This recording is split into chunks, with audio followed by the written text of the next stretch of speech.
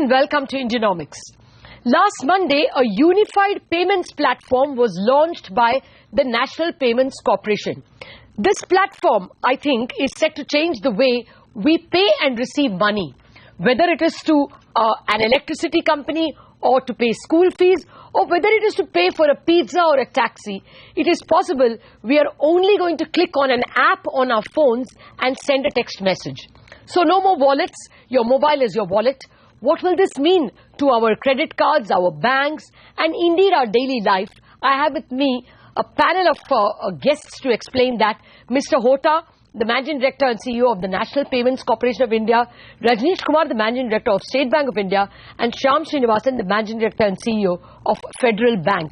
In a bit, I will also be joined by Mr. Mohandas Pai. But first up, let's hear out in detail what this unified payments interface means and how it will work.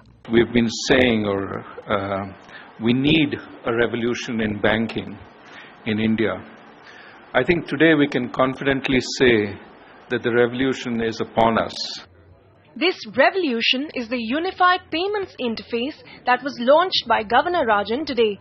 It could be one of India's most ambitious projects yet to bring digital banking to its entire 1.2 billion strong population. The UPI will make the process of sending and receiving money as easy as exchanging text messages or emails. How does it work? Take an example. Rohit wants to buy a pair of headphones from ABC store. The UPI will identify customers like Rohit with an email-like virtual address. For instance, Rohit at ICICI Bank, Rohit can select UPI as the payment mode on the ABC website and use his virtual ID, that is Rohit at ICICI Bank. Now a message will pop up on his phone requesting him to confirm the payment to ABC stores. Rohit can now enter his secure PIN to authenticate the transaction, and he will then receive a confirmation of the same within seconds. At this moment, UPI has deducted the amount from Rohit's account. Once Rohit selects the UPI as the preferred payment method, at the back end, the transaction request hits ABC store server and is immediately passed on to his bank server, say SBI. SBI server then collects the money from UPI. This entire transaction is thus conducted on the UPI platform by the banks of Rohit and ABC store using their unique IDs. This system can perform various functions like paying utility bills, over-the-counter payments, barcode-based payments, bill splitting with friends, donations, school fees, basically anything under the sun. The UPI, if successful, could spell the end of digital wallets like Paytm or HDFC Bank's Chillar or even an ICICI Bank's Pockets. It may also reduce the scope of the yet-to-be-born payment banks. In Mumbai, Ritu Singh. All right, so that's how the UPI is expected to work. And now let me welcome my guests yet again, Mr. A.P. Hota, Mr. Shyam Srinivasan, and Mr. Rajnish Kumar. Gentlemen, thank you very much for joining me. Well, Mr. Hota, first up to you. The platform is ready, but when will I first be able to pay, say, my electricity bill using your app? I suppose it is about 2 months away. We have just launched it with 19 banks. 29 banks had evinced interest. So the rest of the banks would also get operational very soon. And next our target would be the rest of the IMPS banks, means about 70-80 more banks. So we are creating a big network whereby people can really do immediate send and receive. So we are on the process of building the infra. Mr. Rajnish Kumar, I guess a lot of things have to come from the bank's end. You first have to launch an app, and then all your customers will have to click on it and register themselves with a unique ID. In your estimate, by when will, say, the top 1 lakh customers of SBI come on to the UPI? Okay, let me answer this question. One is that our IT team is very much on the job and working on this initiative which has been taken by Reserve Bank of India and NPCI. And what Mr. Hota was mentioning about the timeline of about 2 months, so we should be able to adhere to that. Okay. About your question on 1 lakh customers, actually UPI is different in this sense that for using this facility, you don't have to be the customer of SBI. Yes. It could be anyone who can register as a user without being my customer. And that is true for any other bank also. Okay. And similarly, anybody who is either remitting or receiving the money, they don't have to necessarily be a customer of that bank. So just to clarify it a little bit more, this thing.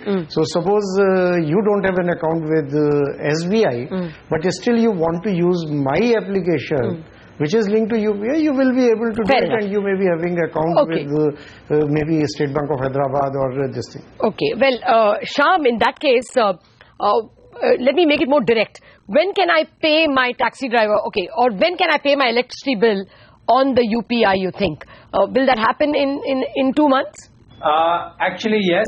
Maybe a little earlier also, but most certainly within 2 months. Okay. There are two parts to it. I think the others have explained. Only to sort of expand. The registration, like everybody pointed out, is any bank, and you could do that and just download the app. The crucial part is Federal Bank or SBI or whatever, we act as both the issuer and the receiver. And the app is neutral to who the issuer is. So once you have a Federal Bank or a SBI or any other bank app on your phone, then you are able to transfer money and receive money, and the unique part is that you can send and collect. So that's not an issue, and I think over the next between 30-45 days, very much possible. All banks naturally will focus on their existing client base to activate, and we look at a default activation so that the opportunity to get started is very early, and naturally the customers who adopted are people are very savvy with mobile banking already. In our case, say 8-9 lakh customers are already active mobile phone users, mobile banking users. Okay. So they'll be the first one to adopt, and we'll probably give them a very easy default address, which they can either use or change. Okay. Okay. Let us assume, for argument's sake, Mr. Hota, that there is an XYZ bank which is traditional, which has not yet, put an app on its website. But if I, as a customer of that XYZ bank, go to an SBI app or a Federal Bank app and register myself, connect my unique ID to the account in that bank. So even without any cooperation from my bank, I am on the UPI? No, not possible. Both the bank, if you have to be really part of the UPI, then only your account can be really used on the app of another bank. Currently, what has happened is the 19 banks are ready, their apps are ready, the apps are undergoing the security testing and auditing, and we would like to see that they are fully audited, and then only the applications should be placed on the Play Store or Apple Store, and it would be available for the public. Shyam, to come back to you, most of my colleagues do have some wallet or the other with us, and we largely pay for our taxis, for Olas and Ubers from our wallet. Now, by when do you think we can make simple payments to each other on our UPI by simply sending a text? For instance, if we were jointly to go for a treat and we want to split the money or pay each other, by when can we do it on the UPI? Will that be possible within 2 months, 6 months? No, within 2 months, this whole thing, these are all part of the phase one, what you are talking about. So very much, yes, within 2 months, this is possible. Only caveat being what Mr. Hota pointed out, the taxi driver or the restaurant where you want your splitter bill should have the registration with one bank. And my guess is that all the large banks today are very actively on this. So I don't see this not happening. Everybody would have done it. And if by any chance that one hotel or restaurant or taxi driver is not, they will catch up very soon. So if not 2, it would be 3 months. But very, very, very likely that this whole phase one activities should happen. What will be the exciting part thereon is how people, different banks, different institutions build offerings on top of that platform, which will be that much more value adding. But these, from what you described, person to person or person to entity is almost like a par for the course at the beginning. Okay, that's interesting. I thought for me that was the logical end of this. But if you're saying that is the start, then that's interesting. Mr. Rajnish Kumar, let me get some other issues out of the way. Do you think now wallets are not needed? You'll have a buddy. ICICI has its pockets and HDFC Bank has its chiller. Now that will just get phased out, you think?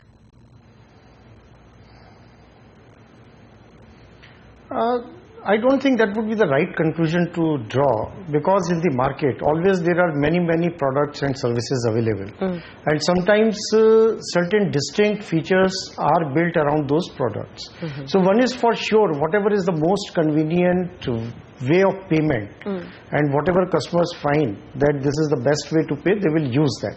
But maybe there are you can build around certain cashbacks, discounts, make your product more attractive. So there will be some USPs for each of the products, and that's why. But what we are seeing is now that universally or globally, that gradually the plastic, the paper and the cash, so they are on their way out. Finally, one more entity which I thought could get threatened, Shyam. The payment bank now will have to find a different reason to exist, isn't it? Doesn't the payment bank find itself into serious competition because of the UPI?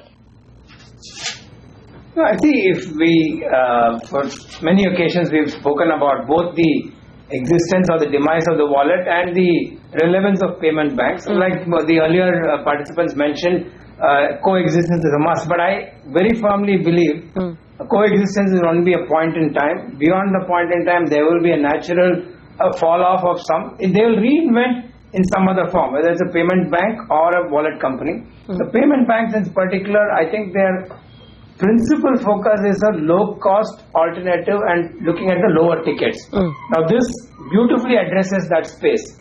So the issue is going to be who can execute, because the same option of payment bank capabilities exist with banks like ourselves or any of the larger banks too. So I'm not sure the payment banks can win just on this count. They need to come up with some materially differentiated proposition and come up with something which makes the customer see this. That is what I mentioned right up front, that what you built on top of it was RTGS, it was NEFT, it is IMPS, now it is UPI.